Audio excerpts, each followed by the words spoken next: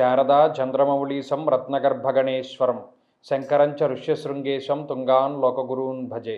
శృంగేరి శారదాపీఠ ఉభయ జగద్గురువుల యొక్క పాదపద్మాలకి నమస్కారం చేసుకుంటూ, జ్యోతిష్ శాస్త్రాన్ని భావితరాల వారికి ప్రసాదించిన ఋషుల యొక్క పాదపద్మాలకి నమస్కారం చేసుకుంటూ, అలాగే నాకు ఈ జ్యోతిష విద్యను నేర్పిన గురువర్యులు జ్యోతిష్య బ్రహ్మ కీర్తిశేషులు శ్రీ ఈరగ్గి సూర్యనారాయణమూర్తి గారు, సూర్యశ్రీ దైవజ్ఞ గారి యొక్క పాదపద్మాలకి నమస్కారం చేసుకుంటూ, ఓం శ్రీ మహాగణాధిపతి నమః, శ్రీ గురుభ్యో నమః, హరి ఓం.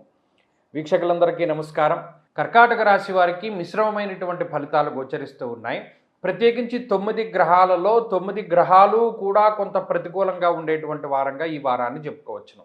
కారణం, అటు జన్మరాశి యందు గురుని యొక్క సంచారము, జన్మరవి జన్మబుధుని యొక్క సంచారము, 12వ స్థానమున కుజుడు, 2వ స్థానమున కేతువు. అంటే జన్మరాశి యందు పాపగ్రహ సంపత్తి, అర్గళము పాపార్గళము, శుక్రుడు యోగించి ఆయన తప్పుకున్నారు. అష్టమ రాహువు, 9లో శనేశ్వరుడు వక్రగతిలో.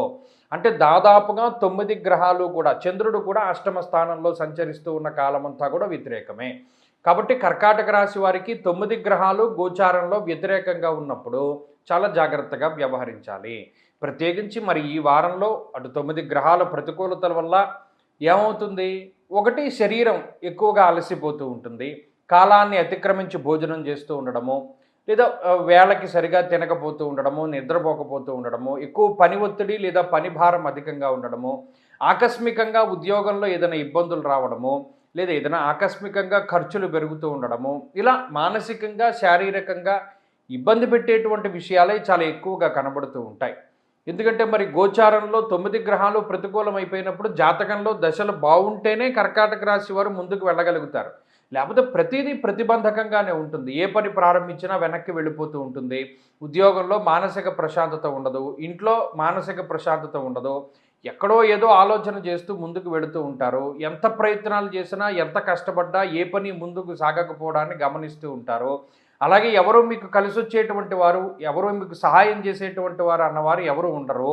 మీరు ఒక్కరే ఒంటరిగానే కష్టపడుతూ ఉండాలి. అంటే చాలా కష్టసాధ్యమైనటువంటి పరిస్థితులే ఉన్నాయి. అంటే చెప్పుకుంటూ పోతే కొంత వ్యతిరేకతలే మరి ఈ గ్రహస్థితులు. 9 ప్రతికూలంగా ఉంటే గోచారంలో మనం ఏమి చేయలేము. అరటిపండు తిన్నా పన్నీరిగిపోతుంది.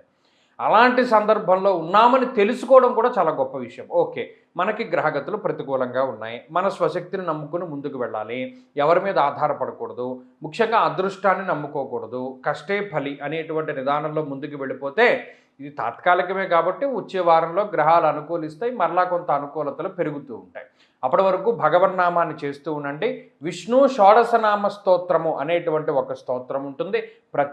మీకు ఖాళీ ఉన్నప్పుడల్లా చదువుకుంటూ ఉండండి. లేదా ఒక పూట రోజుకొక పొద్దున్న కానీ, మధ్యాహ్నం కానీ, సాయంత్రం కానీ చదువుకుంటూ ఉండండి. అది చాలా అత్యద్భుతమైనటువంటి ఫలితాన్ని ఇస్తుంది. తదుపరి సింహరాశి.